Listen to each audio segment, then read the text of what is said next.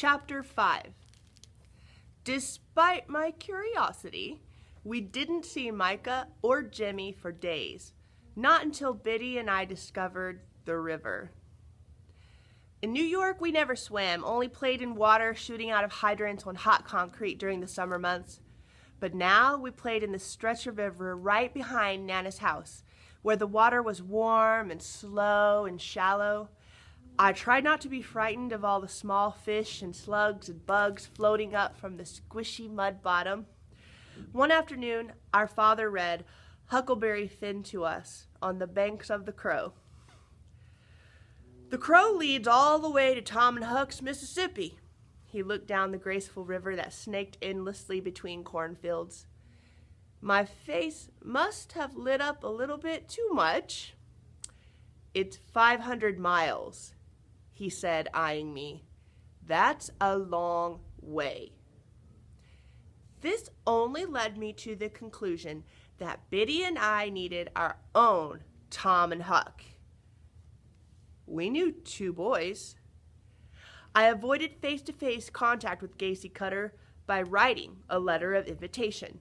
When the boys wrote back the very next day, I just knew from Micah's typewritten note on turquoise paper that we were destined to be the best of friends. And that is what happened.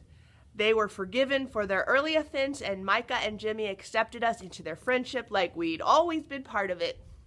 As July slipped into August, our lives took on a sort of structure and routine.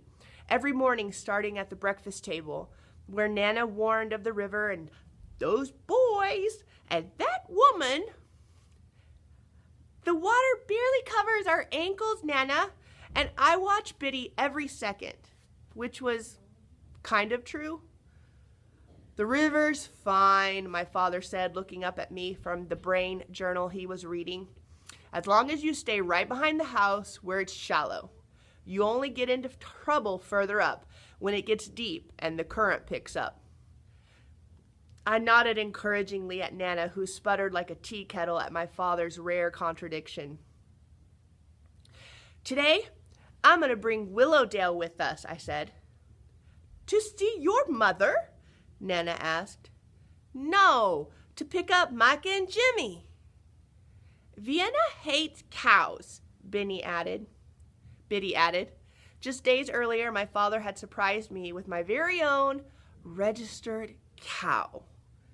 Most cows are mutts, named something like Sadie or Bessie or Freckles, but my cow came with an ancestral pedigree, recorded physical assets, and fat statistics. Instantly smitten with my golden-haired pet and her large chocolate drippy eyes, I named her Willowdale Princess Dion Dawn. Never in my life had I given anything the name of princess, but that's what my cow was. First you won't go near the Cutter house, and now you spend all your time there. I could hear the disapproval in Nana's voice, especially as she had introduced me to several perfectly nice but perfectly boring girls the week before. When I mentioned Micah and Jimmy to them, I got the sense that nobody, and I mean nobody, was calling up Gacy Cutter to arrange a play date. I don't talk to Gacy, I said. How are you going to get Willowdale there? I'm going to ride her, I smiled, pleased with myself. Well, I have heard it all now. Nana dropped her cleaning rag right on the floor. Jed, do you hear this? Cows are not horses. My father raised an eyebrow. It's really not funny, Jed. You're encouraging her. Guinevere, I'm afraid, is the type of child who will have to learn many hard lessons from personal experience. Who does that remind you of? Nana shook her head and began to intently scrub the floor. Who? I said. Your mother had a penchant for mischief, Nana said. Thankfully, she grew out of it and became a lady. I went outside, mulling over this new information. Trying to picture Vienna running wild around Crow, sniffing the air, I also wondered when manure would start to smell appealing. Despite Nana's strong words against it, Biddy and I awkwardly rode on golden-haired Willowdale Princess down Landmark Lane to Micah's house. I would never have admitted it in 1,000 years, but Nana's disapproval was well-founded. It was terrifying and terribly slow riding atop a large moving animal. Willowdale Princess Dawn had a very large mouth and giant teeth that were always dripping with saliva as she meandered here and there, chewing on grass for long stretches, and stared at nothing for even longer stretches. And just when I'd get comfortable, she'd lurch forward, nearly making me topple right off. I finally ended up pulling her by the rope tied around her neck while enduring a thoroughly slow and scenic tour of down Landmark Lane. And by the time we arrived at Micah's, I was drenched in sweat and fuming. I tied Willowdale's rope to an orange porch slat. "Be good," I instructed her before Biddy and I ran through the plowed corn path, hearing the honking of the goose, and arriving just in time to see Jimmy swing across the river on a rope swing and drop himself in. "Hey!" Micah called to us. He stood on a rock wearing green swim trunks and a glorious homemade purple cape. "What took so long?" Jimmy yelled, coming up from the water and flicking his black hair out of his eyes. "I brought a surprise!" I yelled. Though I wasn't an expert swimmer, I stripped down to my bathing suit and jumped in.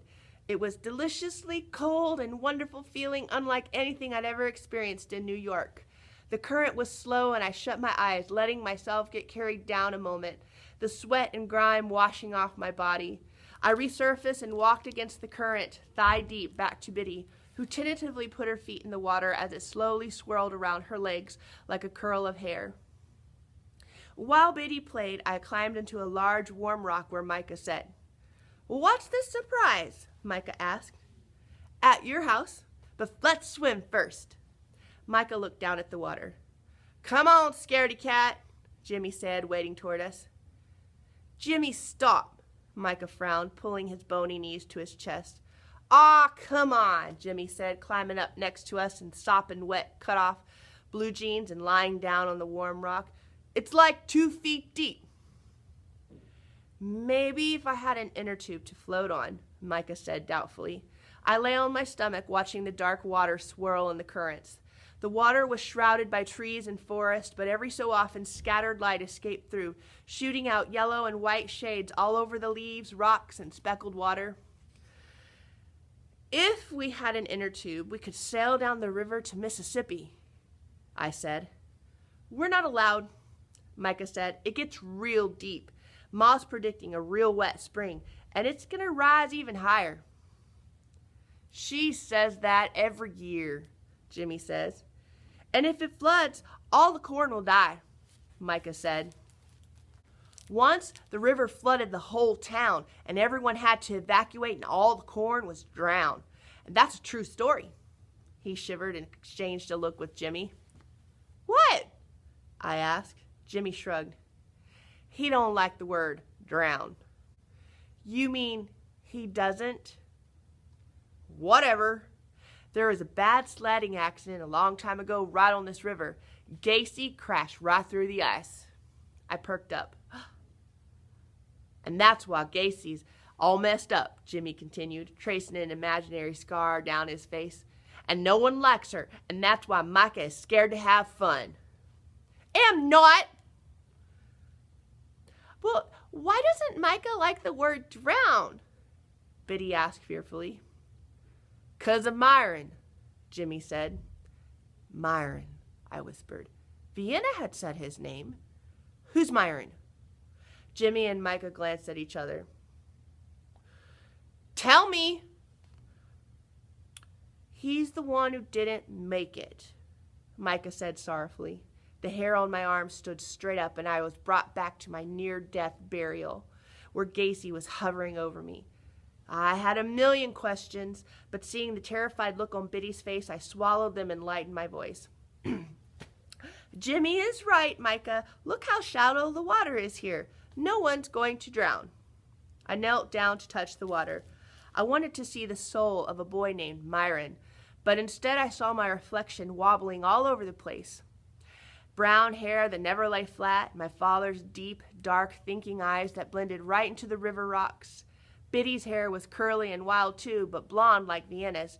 It gave her a cute, impish style, whereas mine only looked like I forgot to brush. "Well, I'd still ride to the Mississippi," Jimmy said, throwing a rock at my reflection, scattering it further in the water. "I'm not afraid. And when I get to wherever I'm going, I'm going to be a barber and have a tattoo and never come back." "I've never known anyone who wanted to be a barber," I said. "He's going to call his shop Lucky's and give me free haircuts," Micah said, rubbing his head. "You'd come back. You'd miss your family." "Nope," Jimmy interrupted me. "No, I would not." I could see why he wouldn't miss Gacy, though I didn't know if he had any other family, considering he seemed to always be at Micah's house. "Well, you'd miss Micah then." Jimmy considered this. I wanted him to say he'd miss Biddy and me, but he didn't. "My father came back to Crow," I said, swatting at a mosquito. "Yeah, he even likes the smell of poop," Benny added. "Cow poop." We were interrupted by a black blur flashing through the trees on the other side of the river. I leaped up, and the blur disappeared with a thrashing noise through the trees. "What was that?" "Maybe a giraffe," Biddy asked. "Ah, it's just the creepers," Jimmy said, standing. "Let's go get a popsicle." He made his way down the bank and began to cross the river. "Who are the creepers?" "Why do you ask so many questions?" "She's practicing to be a lawyer," Biddy answered for me. I scrutinized the woods. All was quiet again, like nothing had been there at all. I shivered. Sometimes quiet Iowa was way scarier than crazy loud New York ever was. "I wish it had been a giraffe," Biddy said. "Raisha!" Jimmy yelled, taking off ahead of me. "Cheater!" The creek was only a couple feet from Gacy's house, and I was fast, but Jimmy gave me fierce competition, making it out of the cornfield just ahead of me. I was gaining when he stopped so abruptly we both crashed to the ground. And before I could yell at Jimmy, I froze in horror. Gacy's yard was a disaster. The goose was flapping its wings, honking in distress. Flowers of every color were strewn about, stems broken off, begonias trampled. And there was Willowdale, satisfied with the meal she had inhaled, right on top of the baby pool, now squashed flat. Her golden tail swished back and forth as she stared at me. Around her neck was the rope, and a broken orange slat pulled from Gacy's wraparound porch. I heard the sound of Gacy's raised voice before seeing her emerge from the side of the house, stomping hands, flailing wildly about her. I wanted to sink into the earth and never come out again. Following behind Gacy was a very confused-looking Wilbur. "There!" Gacy boomed, her eyes blazing hot with anger as she pointed at the mess. "There!" I trembled, a squeak coming out of my throat. Micah looked at me distressed. "Was that your surprise?" Jimmy asked. Gacy continued to rail. "Well now, Gacy," we could barely hear Wilbur stammer, "I don't know what—" "You don't know! Of course you don't! Because you're an imbecile!" "Honk!" "Shut up!" Gacy roared at the goose. I waddled away, looking toward the little white house next door. It waddled away, looking toward the little white house next door, and honked, but from a safer distance. Wilbur began, taking off his cowboy hat to fan himself. "What kind of man brings a brainless, block-headed animal of the bovine variety into this backyard? No one," Gacy said, her voice rising as she gestured in big, wide circles. "This bestial behavior cattle are prone to. It's ruined. Look around you. It's ruined. It is all ruined, and it's not just my work. It's all your work, too." She was going to enter the Crow Flower Bazaar, Micah said, and win first place over Dottie and Lavina. "They don't like Gacy," Jimmy said. "Say she's crazy and prone to fly off the handle. Can't imagine why." "I'm so dead," I whispered. beginning to chew my nails. Yep, Jimmy said cheerfully. Gosh, sometimes I just wanted to hit him. Gacy wiped her hand across her nose. The mess you have made is beyond me. The stupidity of your actions. Days, months, years of work. I honestly cannot believe a grown man with even half a brain would fail to foresee the consequences of his actions. I'm not speaking to you ever again. Go away and sit in your little house. Out of my sight. Gacy cried, gesturing to the small cottage that set away from the main house, where I had recently learned that Wilbur lived, though why he'd want to live near such an awful woman was beyond me. She turned and cried out again, My sunflowers! Watching Wilbur not say anything, not even trying to defend himself, was too hard to bear. I took a small step forward, gripping the back of my small neck with my hands. The curtain moved from inside the house next door. The goose honked. Gacy's voice grew louder and louder. I walked to my death slowly across the lawn and past Willowdale, who continued to lazily chew on Gacy's grass. Naughty! I hissed at her, then turned to Gacy. Mrs. Cutter? She turned to snarl at me. Micah said you're an up-and-coming lawyer, but don't even think of defending this stupid man who cares more about being out with his blue mistress than paying attention to good sense. The mistress again? You see, I rushed on, Willowdale Princess Dawn is my cow, and I'm a very, very bad cow owner. I'm training her to act like a horse instead of a cow, but, I failed. She's very wicked to ruin your porch and your flowers. Wait, Gacy said, holding out her hands to stop the universe. You're telling me that this thing in my yard is your cow? Yes. She took 2 aggressive steps towards Wilbur. There was a collective flinch. Unbelievable, she spit out. You stand there and say absolutely nothing to defend yourself. Gacy turned and marched into the house. Biddy reached up and took my hand, which was now wet and clammy. I'm so sorry, Wilbur, I said, dragging my feet over to see him. Seeing him up close was an education on sun damage. I'd never seen so many sunspots or wrinkled leather on anyone's face before. He turned his eyes to me, his eyes gentle. I didn't know she'd do that, I said. Yep, cows can be beasts, all right, Wilbur said. And Gacy, too, I said. He looked at me and laughed a short bark. That woman is like a hurricane meeting a tornado. Sometimes, he said conspiratorially, I'm actually afraid of what she'll do. I wish you all the luck. He gave me a wink before shuffling to Gacy's. His old shoulder stooped. He knocked on the door. Come in, Gacy yelled. And you too, girls. I squeezed Biddy's hand tightly before stepping inside the monster's lair. The boys followed. The walls were surprisingly happy sunflower yellow, but decorated with small pieces of stuff Nana would call clutter. Wilbur patted both boys on the back, poured himself and Gacy a cup of coffee, placed the cup in front of her, and settled down in a chair. Best part of the day, he said. Coffee break with Gacy Cutter. I made a face. How could that be anyone's best part of the day? Don't you try to butter me up, Gacy said to Wilbur. I'm still angry. She was sunk down into a chair, eyes closed, fanning herself. She was doing some sort of breathing exercise. Breathe in and hold, and exhale slowly like one of those birthing shows I watched in the hospital lounges. Micah and Jimmy were already into the popsicles, as if my impending death was no big whoop. Biddy and I stood in the doorway until Gacy finally opened her eyes. Sit, she commanded. We sat. Oh, my temper, my terrible, terrible temper. She gave herself 3 mighty whacks across her own cheeks. Wilbur Truesdale, I apologize. I'm very sorry, I said again. It was irresponsible of me to tie her to the porch. Well, we can certainly agree on that.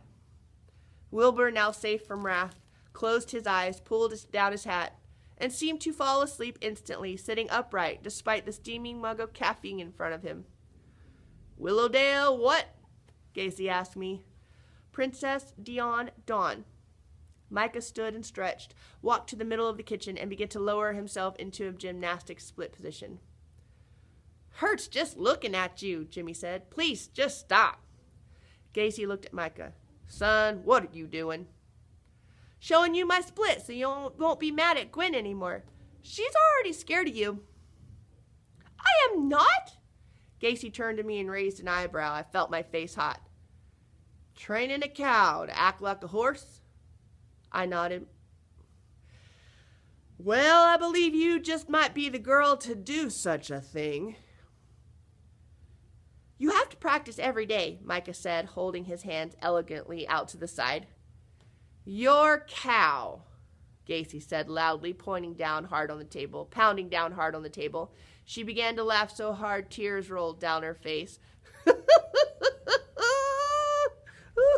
Stop it, Mom, you're going to make me pee, Micah said, balancing precariously. Gacy took one look at him, trying to lower into the splits in his green swim shorts and purple cape, and burst out laughing again. You only have yourself to blame, Gacy heaved, her large chest moving up and down, contorting yourself into such a position. Ooh, dear, ooh, dear, my bladder's not what it used to be. Ooh, dear, ooh. Biddy and I stared wide-eyed as Gacy shook with laughter before easing herself off the wooden chair and waddled out of the kitchen, a big wet spot dripping from the back of her pants. That, I whispered to Biddy, is a very strange woman. Wilbur sat up from his nap, put his hat back in place, and finished his cup of coffee. He stood and shook my hand, and then Biddy's. Never a dull moment around here. Now that she's speaking to me again, it's back to work. As much as I was relieved not to be dead, I pondered his earlier words. What had Wilbur meant? Afraid of what she'll do.